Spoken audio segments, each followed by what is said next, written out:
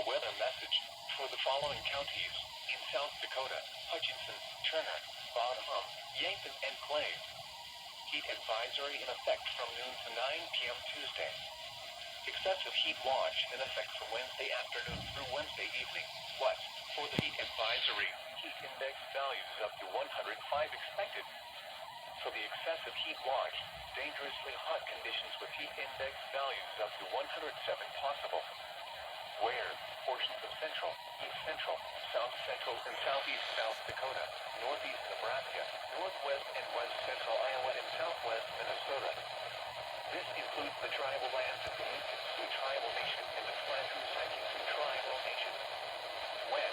For the heat advisory, from noon to 9 p.m. Tuesday. For the excessive heat watch, Wednesday afternoon through Wednesday evening. Impact: extreme heat extreme or significant events.